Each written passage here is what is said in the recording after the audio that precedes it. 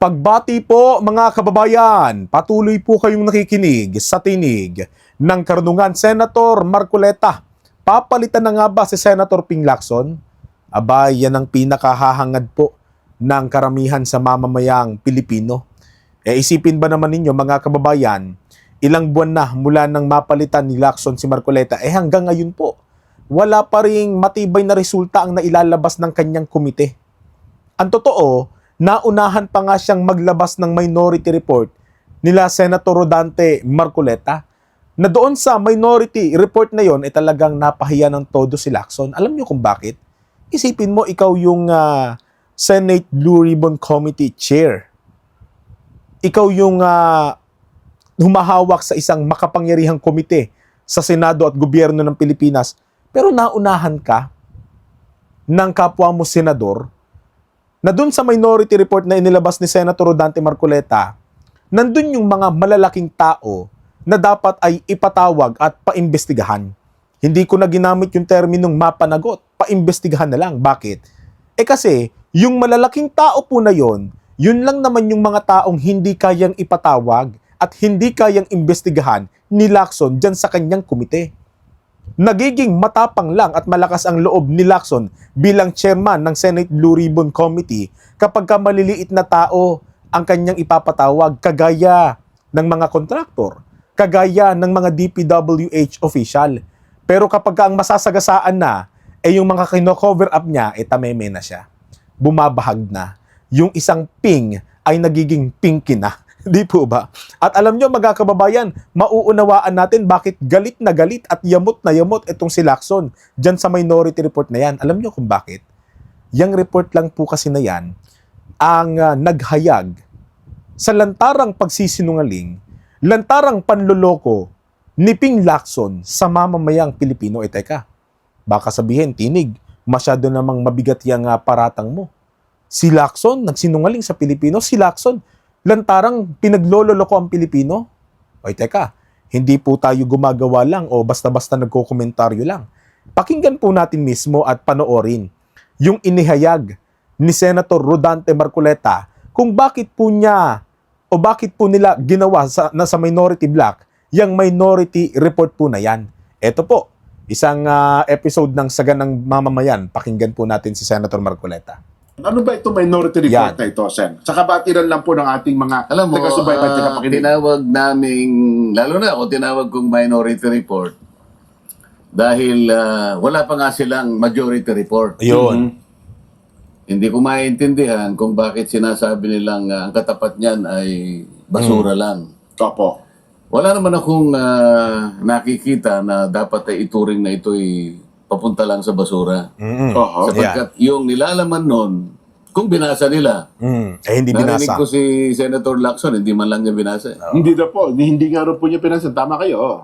O paano mo sasabihin ang isang report ay nauukol lang sa basura, hindi mo man lang binasa? Ayun. Oho. At sinabi mo na bastusan ka dahil naglabas kami ng minority report nang hindi pa sila nakakapaglabas. Kaya gusto kong malaman, maparinig muna natin sa ating mga kababayan, Opo. bakit hindi sila makapagpalabas Ayan, yan. ng report? Para sa ganon, pagkalabas ng kanilang report, magbibigay din kami at maglalabas ng report. Bakit kami umuna at naunang Ayun. gumawa ng report? Ayan. Kaya kailangan mo nang makita at marinig natin ito. Ano ba ang dahilan? Bakit inunahan nyo na po, no? Oh. Ilang pages po ito, Sen? 500 plus? Ba't ganun ba kadami po? Yung 567 na ito, o 576. 567 pages. Dami, ano? Yung mismo report, mga 103 lang yon. Yung mahigit na 450, mga exhibits yun eh. Ayan. Mga annexes. Oo. Ayun. Pero ito po, Baka naman kasi tinamad magbasa. Kasi isipin ninyo, halos 600 pahina ng report ang babasahin ni Ping at Soto. Hindi ko naman sinasabing may edad na sila para magbasa. Pero mabigyan man lang sana ng pansin. Meron naman silang mga staff, di po ba? Para magbasa nun at i-summarize na lang sa kanila. Kaso hindi talaga pinagtuunan ng pansin. Tapos ay nilabelan agad nila Timpisot ng bagay daw sa basura. Ika nga, di ba? Don't judge the book by its cover. Porke nakita nila na sa minority block nanggaling itong report na ito, basura yan, wag na natin pansinin yan. Ganon ang ginawa. No, yan ba ang marunong na manguna sa pamahalaan ng Pilipinas? Ano ang nahagip? 'Di ba nung chairman po kayo ng Blue Ribbon Committee hanggang napaltan kayo, ilang pagdinig ito sa nakapaloob doon sa committee report ninyo? Bago ko sana sagutin, kaya nga gusto kong makita nyo muna yun eh. Opo. Yung minority report na yan, ang kinapalooban niya ay unang 3 pagdinig na ako pa yung chairman. Ayun. Ibig sabihin, yung nilalaman ng minority report po na yon, yung mga testimonya, yung mga impormasyon na nakala po ni Senator Rodante Marcoleta noong siya pa ang nangunguna sa Senate Blue Ribbon Committee. Teka, yun lang ba yun? Yung panahon lang ba ni Senator Rodante Marcoleta sa kanyang pangunguna sa BRC ang nakapaloob doon sa minority report para sabihing basura? Tuloy pa natin. So 3. Okay. Pagkatapos, yung susunod na 3, Ayan. yung si Senator Ping naman ang chairman. Ay di ibig sabihin, basura na rin yun. Pareho naman, yung ginagamit ng naming mga testigo at mga resource persons. Yung ginamit namin doon ay yung mga individual na mga testimonies ng mga witnesses. Yan. Ginamit ko rin naman yung kanyang privilege speech. Dalawa. Nako po. Kung basura yung report, di basura din yung privilege speech niya. Nako. Parang ginisan ni Lacson yung sarili niya sa sarili niya mantika, ano? Tama nga naman si Senator Rodante Marcoleta. Kung sinasabihan mong basura itong minority report na ito, ginamit namin dito yung privilege speech mo eh. 'Di ba? Marahil yung nakapaloob dun sa minority report, isa sa mga nakapaloob doon na kinuha ni Senator Rodante Marcoleta at ng kapwa niya senador sa minority block, maaring yung 67 congressmen na pinalabas ni Lacson na may kaugnayan daw sa flood control projects na hindi niya naman maipatawag. Marahil yun ang isa sa mga nakalagay doon. Pero ang ibig sabihin lang, ang lundo lang, ikaw ang isa sa mga ginamit namin. Statement mo yung isa sa mga pinagkuhanan namin ng impormasyon para mabuo itong minority report na ito, tapos sasabihin mo basura lang? Ibig sabihin, doon sa tinatawag mong basura, kabahagi ka. Kabahagi yung speech mo. Kabahagi yung statement o privilege speech mo sa basurang iyon. Ayan ang disadvantage kapag ka hindi nagbabasa. Kapag ka husga agad, tapos babaliwalain na, abay hindi mo alam, pati ikaw kasama ka doon. Mabihira. Kawawa. Nakapaloob ba doon? Pahiya siya doon. Parang niya sasabing karapat dapat lang sa basura yon. Hindi mo man lang binasa kung ano yung sinasabi ron. Di na alam, kasama siya, di ba? Samantalang sinamarize namin kung ano-anong pinagsasabi ng mga inimbita naming mga testigo. Ano yung mga sworn statements na isinadmit ng mga resource persons. Sa mga sinamarize namin, pinag-aralang mabuti kung ano ang kanilang mga ikinontribute sa mga pagdinig na yon. Yan. At saka namin nagawa ang isang minority report. Ayun. Ngayon, kaya sila parang nagsisentimiento, bakit kami inunahan ninyo? Opo. Kasi sa mga tuntunin naman namin, sabi niya, kinakailangan mauna muna yung majority report. Tama po. Oo. Ba't sila nagbigay kagad? Kaya nga gusto ko sana mapanood nyo. Ayan, yan. Kasi may partial report na ba? Ayan na. Di na draft. Mahina itong mga staff ko. Sabi ko, before mag-break ng December, tapusin nila eh. Ngayon wala pa. Wala, nakatingin lang sa akin, walang tumatango. Palitan mo na kapag kaganyan. Ang bihira ka, naturingang mga staff mo yan, sasabihan mong mahihina. Di ba kaya ka nga naupo dyan, kaya ka niluklok ng taong bayan, kung taong bayan man ang nagluklok sa'yo, kasi hindi ako makapaniwala na may bumoto pa rin sa'yo para, di bali, iwan natin yon. Sabihin na natin taong bayan ang nagluklok sa'yo dyan. Ibig sabihin, meron kang obligasyon sa taong bayan at may karapatan ng taong bayan na humingi ng report sa iniimbestigahan mo.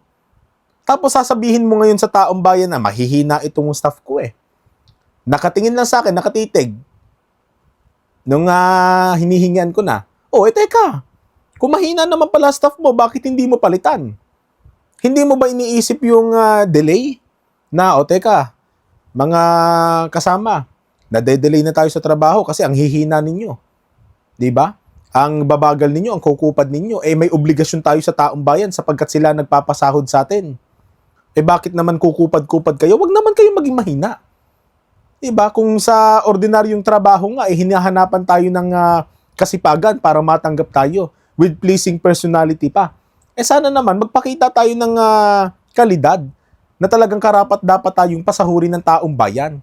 Ganun sana, di po ba? Kaso, ewan ko proud pa ata si Lacson na mahina yung mga staff niya, mambihira. O kaya, walang minority report, o walang partial report na nailabas. Oh, Ayun pala. sa liwanag ng pangyayari na yon na sinabi niya, tinatanong siya kung meron na silang partial report. Oo. Dinadrop na raw. Dinadrop na raw. Yan. At ang pangako nila, sa magitan ng kanyang mga staff, bago mag-break ang December, sabi niya, May partial report na. makakapagpalabas sila. Opo. Okay na magsabi, meron ba? Wala. Inamin niya, pati yung sarili niyang mga tauhan, puro mahihina. Oh.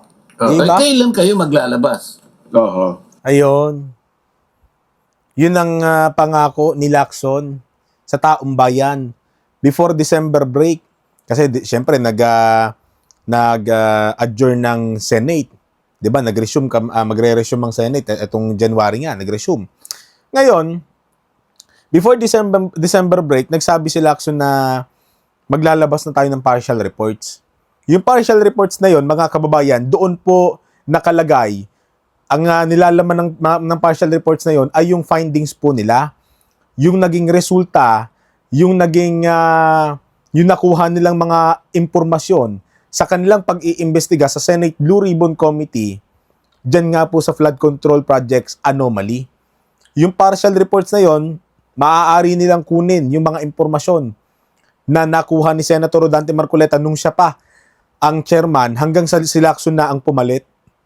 Ngayon, pagsasama-samahin po nila yon, yung mga impormasyon na yon. At sila mismo yung magsasabi dun sa report na yon na batay po sa aming impormasyon, ganito po ang nangyari. Ang mga taong ito ang sangkot, ito po ang naging role nila sa pagnanakaw sa kaban ng bayan sa pamamagitan ng nasabing proyekto. Ibig sabihin, magiging transparent ang Senate Blue Ribbon Committee sa pangunguna ng chairperson nito na si Senator Ping Lacson sa pamamagitan ng partial reports. At yun nga ang obligasyon nila sa taong bayan. At tayong taong bayan, meron po tayong karapatan na hingin sa kanila yon dahil sila ay naglilingkod sa bansang ito. Kaso nga lang, kasinungalingan, ito nga yung sinasabi na lantarang panloloko ni Lacson sa mamamayang Pilipino. Bukod sa dinedelay nila yung investigasyon, pinapaikot-ikot nila ang taong bayan.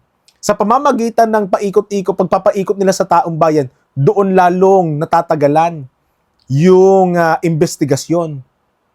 Oh. Kaya anong nangyari? Anong ginawa nila Senator Rodante Marcoleta? Teka, kami na muna. Kami na lang ang gagawa kung hindi nyo kaya. Ang tagal ninyo eh. Ang taong bayan nababagot na, galit na, naghahanap na ng report. Tapos wala pa rin kayong nailalabas. O ito na kami na maglalabas. Oh, kaya yung minority report na yan, sampal po talaga kila Lacson yan. Yan kasi ang naghahayag, hindi lang po sa lantarang pagsisinungaling at panloloko nila sa taong bayan, kundi paghahayag din sa kanilang kabagalan, kakupadan, at kawalan ng kakayahan na maimbestigahan lahat as in lahat, hindi yung piling tao lang. Sa makatuwid, yung minority report po na yan, kung susumahin mo, yan po ang multo ni Lacson sa kanyang pangunguna niya sa Blue Ribbon Committee. Kaya yamot na yamot siya. Nelson, Jen, Opo. tingnan mo nangyari sa Kabangbayan. Nilimas. Oo. Ang tao nagagalit. Ang puot ay namumuo sa kanilang mga dibdib. Naghihintay, bagot na bagot. Parang wala na silang pag-asa na may mangyayari sa pagdinig. Pero saan ito pong presko niya ito? Pagkatapos po ng presko niya, Senadora Amy, noon pa po itong presko niya ito? Bago pa yan eh. Bago mag-December break ang Ay, ito sinasabi. pala. Okay. Kaya ko pinalalabas ito. Opo. Partial nga lang ang inihingi sa kanila eh. Oho. So last year pa pala itong video ito, yung tanong sa kanya. Ikaw naman kasasabi niya lang, before December break. Opo. Oh, Akala ko nagkukwento siya na dapat yung report ay before December break. Hanggang ngayon, wala pa rin. Hindi, yung minority, iba yung sa amin. Yun na nga po, Ang oo. tinatanong siya, meron na po ba kayong report Mhm. sa Blue Ribbon Committee? Dinadrop na. Oo. Partial lang. Pero wala nga. O, ang tanong ngayon, kung dinadrop at hindi nyo pati partial, hindi nyo may labas-labas, kailan ba yan? Naghihintay yung mga tao?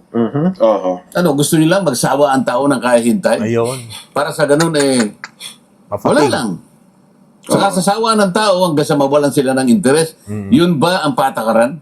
Nako po. Kay SP Soto naman, Sen, itong kanyang reaksyon, sabi Ayan, niya, yan. walang naunang minority report, Yeah. walang pang media. Anong silbi nun? Hindi nga maikalendar on the floor. Kahit anong committee report yan, unless I take up a plenary, ay wala yan. Nako. At the moment, it's a media report, pang media. Nilabas namin sa media dahil nga gusto namin makapaglabas sila ng report kagad sa Ayun. lalong madaling panahon. Parang ang nangyayari yung minority report ay pang-pressure kila Soto at kay Lacson. Kasi nga naman, sobrang bagal eh. Diba, natapos ang taong 2025, wala man lang report na nagawa. Questionable sila doon. Sa tinagal-tagal, bago man lang magbagong taon, 2026, wala man lang kumilos sa kanyang mga staff para makumpleto kahit man lang yung partial, ha? Uulitin natin, partial lang ito, hindi pa ito kabuuan. Oh, kung sa partial pa lang, tamad na sila. Kupad na silang gumawa nun, paano pa kapag sa kabuuan na? Sa complete report na? Ano pang aasahan natin? Kailan pa lalabas yan? Kapag katapos na termino ni Pangulong Marcos?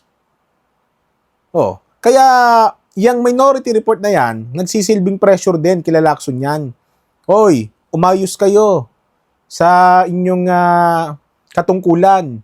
Huwag kayong pakupad-kupad dyan. Huwag kayong petiks-petiks dyan. Simot na ang kabangyaman natin. Galit na ang taong bayan tapos kayo kukupad-kupad pa rin. Inaalagaan nyo yung mahihina ninyong staff. O teka, si Lacson may sabi nun na mahina ang staff niya. Di po ba? Walang kumbaga, hindi makatwiran. Kahit na anong anggulo natin tignan. Oo. Di ba? Bakit sinabi ba namin pag nilabas namin yung minority report, ite-take up? Sinabi ba namin ganon? Hindi. Oo. Si Soto lang nagsabi nun, nag-assume. Na mapagsilbihan ng bayan na naghihintay, ano ba talagang nangyayari? Wala pa bang report dyan? Wala pa ba kayong may re-report sa amin? Wala kayong may uulat sa amin? Samantalang nilimas na, sinimot na ang kabang bayan. Ganyan ba? Ilang pang pagdinig ba? Oo. Ngayon, nung ginawa namin yung minority report, para sa ganon, mainggan nyo man lang sila. Okay. Yun ang pinakapakay nun eh. Oo. Hindi para sabihin namin, wag na kayong gumawa, ito na yung sa amin. I-take wala up namang natin sa ganun eh. komite, sa plenary. Wala namang may sinasabing ganun. Hindi naman pwedeng mangyari yun eh. Oo nga. Oo. So, pero siguro, ang point lang nila, Sen, ba't yung parang inunahan nyo kasi kami eh. Kami ang... Kailan nga kayo maglalabas? Ayun. Paano nyo sasabing inunahan kayo? Mhm. Diba? Kailan ba kayo maglalabas? Partial report nga, walang nga mailabas eh. Oh. Anong hihintayin nating taong bayan? Nakatenga tayo, nakatanga tayo, habang tinatarantado na nilang pinaggagawa nila dyan. Pinaggagago na nila tayo sa kanilang pagpapalusot, sa kanilang pagiging makupad. Anong gustong gawin ng taong bayan? Sa bagay, makikita ninyo mga kababayan eh, in-invalidate na nga ni Lacson tayo eh, yung boses natin eh, nang sabihin niya sa ating shut the F up. Kumbaga, binabaliwala niya yung kesyo ingay daw na ginagawa ng taong bayan. Who the hell are you para magsabi ng ganon? Naglilingkod ka sa bansang ito. Ano kung may ingay? Ano kung may rally? Ano kung may bumoboses? Sumasalamin lang naman yon sa kakupadan ninyo. Dahil hindi nyo mabigyan-bigyan ng hustisya ang bayang ito, ang bansang ito, dahil sa inyong mga kasanayan at mga aktwasyon dyan sa pamahalaan. Kung maayos kayo nagpapalakad ng pamahalaan, hindi lalaki ang ingay. Hindi dadami ang bumoboses. Kung meron mang umiingay, yun yung talagang bumabatikos na bayaran. Kung meron mang mga umiingay, kahit na maayos naman ang pamahalaan, yun yung may mga sariling interest talaga na sila ang mamahala at humawak ng kapangyarihan. Marahil sila talaga yung gagawa rin ng kalokohan dyan sa pamahalaan. Kaso itong ingay na ito, Lacson, hindi ito ingay ng mga bayaran lang. Maaaring yung iba bayad. Pero naniniwala ako sa dinami-rami ng nag-ingay, ng nagrarally, ang malaking porsyento doon, udyok ng kanilang galit, udyok ng kanilang pagdadamdam sa katulad mong nakaupo dyan sa pamahalaan na hindi man lang mabigyan ng hustisya yung naging nakawan. Dalawa ang problema ngayon ng Pilipinas. Una, yung mga sindikato ng gobyerno na nakaupo sa pwesto. Ikalawa, kayo mismo na nakaupo na nagtatakip doon sa mga naunang tao na sinasabi kong sindikato. Nagkakaroon ng sabwatan dyan. Kaya hanggang ngayon, hindi kayo makapagpalabas kahit man lang partial report. Ay, maglalabas pa ba kayo o hindi? Yun lang. Ano nga, oo. Parang wala nga, no? Kasi hanggang ngayon, wala pa rin silang committee report, kahit partial, eh.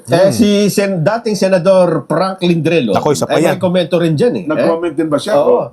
Ang sabi naman niya, Senador Dante Marcoleta and Amy Marcos did not follow proper Senate procedure. The report should have been submitted to the Senate Blue Ribbon Committee, which is tasked with investigating the anomalies.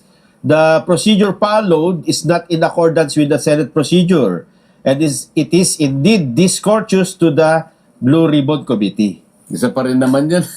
Pahingi na lang yan. Siguro, ay wala sa Senado. Hindi ako magkukomment eh. Aha. Yun ang respeto. Aha. Pero kung, ewan ko, baka gusto na naman kumandidato, kaya matik yan. nagpipilit na namang Matik yan, magkomento kahit. Sinasabi ko ba na itong minority report ay nakasalig sa mga rules eh.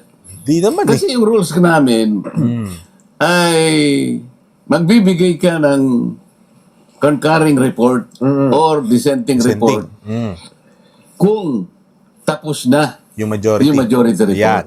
Yes po. Ang oo. problema namin, Wala eh. walang hindi major- namin alam, kagaya ng kanyang pagpapahayag, Walang kung majority kailan ba report magkakaroon ng report, inip na ang mga tao. Kaya nga namin ginawa yon. Baka sakali, kaya hindi namin sinabit sa Blue Ribbon Committee. Yun, no. Sa Lalo tao ba? siyang, baka sabihin niya, lalo siyang may insulto ron. Hindi, kaya siya binigay namin, binigay ko sa opisina ng Senate President. Noong December Baka silang 10. dalawa man lang mag-usap. Tahimik yun eh. Nakagawa na sila nito ah. Ayaw mo ba na bilisan Oo. din natin? Ayun. Baka yun naman eh. Yung Yun man nila, lang. kaya nila binigay. Hindi nga nila nilabas to eh. Opo. O, di ba? So, ang layunin nyo talaga sila. Sa makatuwid, hindi nang basto si Senator Marcoleta eh. Kasi batay mismo kay SP Soto, nakatanggap talagang opisina niya nung December 10. Niyang kopya ng majority report. Ibig sabihin, binigyan pa ng majority block sa pangunguna ni Senator Rodante Marcoleta, sila Lacson, sila Soto, ng panahon para maikonsidera man lang na sila na mismo yung maglabas nung minority report na yon. At kahit papano naman, maboost sila na, teka, buti pa yung minority report, tapos na, tayo wala pa. Buti pa yung minority block, meron ng report, tayong nasa majority, at ikaw na nasa Senate Blue Ribbon Committee na nangunguna, abay wala ka pang report. Ano ba naman to? Nakakahiya sa taong bayan. Ganun man lang eh. Kaso wala. Kaya napilitan si Senator Marcoleta pati si Senator Amy Marcos ilabas na sa media. At uulitin natin, hindi po yan official paper as minority report talaga na inilalagay sa plenary. Hindi po. Sabi nga ni Senator Rodante Marcoleta, hindi po yan nakasalig sa mga rules ng Senado. Hindi siya nasasaklaw. Kaya wag nilang questionin at sasabihang hindi o labag yung ginawa nila. Hindi. Hindi nila ipinasa nga sa sa BRC.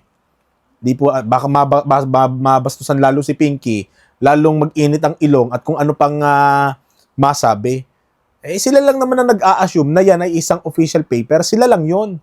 Pero sa bahagi nila Senator Rodante Marcoleta, nilinaw nila, hindi po yan under the Senate rules. Hindi po yan isang official paper na hinihingi ng Senado para mabuo yung isang committee report tungkol sa isang investigasyon. Hindi po ganun yun. O, patapos na tayo mga kababayan. Tapusin na natin ito. Ikon lang yung kanilang attention na kayo, gumawa din ng report kasi baka makatulong itong... Kasama na hindi, pantulong talaga yun. Kung Ayun. talagang gagawa kayo ng report, bilisan din nyo kami, nakagawa na kami. Oo. Anong masama doon kung halimbawa, binasa nila yung report? Ang problema, si Franklin Drilon, Hindi rin niya binasa yan. Oo, matik Palagay yan. ko. Sa bagay, oo. Senator Ping, sinabi niya, hindi ko binasa yan. Opo. Si Soto. Senator Soto, yung kung binasa niya. Hindi rin daw po. Meron siyang kopya. Hindi rin daw, sabi nagkaroon niya. ng kopya. Opo. Bakit nyo kaagad hahatulan? Sasabihin nyo para sa basura lang. Hindi nyo man lang binasa. Oo. Ang pinagkunan namin yan, hindi namin sariling haka-haka. Hindi namin sariling panukala. Yan ay galing sa mga taong tinawag natin, tumistigo, tumulong sa atin para linawin ang pangyayari patungkol din sa mga maanumalyang pagpapatupad ng flood control. Sa makatuwid, nang sabihin ni Lacson na basura yung minority report na yan, pumapayag din siyang tanggapin niya sa kanyang sarili na yung ginagawa niyang investigasyon sa Blue Ribbon Committee ay basura din. Nang sabihin ni Lacson na yung minority report na yan ay basura, tinatanggap niya rin sa kanyang sarili na yung pangunguna niyan sa BRC ay basura din. Hindi tayo nagpaparatang, hindi rin tayo naglalabas basta-basta lang ng maaanghang at mabibigat na pananalita, kundi tayo ay nakasalig batay sa kanyang pinagsasasabi. Malinaw, ang nilalaman ng minority report, kabilang yung mga pagdinig na mismong si Lacson na ang nanguna. Sa makatuwid, basura din yon. Kaya, kumbaga sa chess, mati ka, Lacson. Yan ang napapala kapag ka laging nagja-judge ng isang libro sa pamamagitan ng kanyang pabalat ng cover. Kaya sana, sa susunod, basahin mo man lang. O kahit sa staff mo man lang, ipabasa mo nga, o basahin mo nga ito, tapos ay isummarize mo sa akin kung ano nilalaman yan. Hindi yung porke nasa oposisyon ninyo teka, wag na to, minority yan, tapon na. No. Paano nyo yung sasabihin na nagtatrabaho ang Senado ng maayos kung hindi kayo marunong mag-consider at mag-respetuhan sa isa't isa? Ikaw pa naman, Lacson, ang nagsasabi at Soto na magkaroon ng interparliamentary courtesy. O di ba yan ang palusot nyo? Kaya ayaw nyo ipatawag si Romualdez. O, kung usapang respeto rin naman, bakit hindi ninyo irespeto yung boses naman ng minority? Diba? Sa panahon na kayo na mismo yung nasa majority, ito pa yung panahon na lalo lang nadali yung investigasyon, nakakahiya, di po ba mga kababayan? Kaya malinaw mga kababayan ang dahilan natin kung bakit gustong-gusto na nating mapalitan ulit ni Senator Marcoleta itong si Lacson. At napakalinaw din sa atin yung lantarang panloloko at kasinungalingan ni Lacson sa mamamayang Pilipino na hanggang ngayon, yung ipinangako niyang para sa report noong December, abay napako na. Nagkaroon na ng New Year. Ilang okasyon na ang dumaan. Wala. Ika nga pangakong napako. Kaya sa mga susunod pang kabanata ng mga mangyayari dyan sa gobyerno, mga kababayan, patuloy tayong magbabantay, mag-aantabay, lalo na sa panig pa rin ni Senator Rodante Marcoleta. Hanggang sa susunod po na talakayan. Paalam.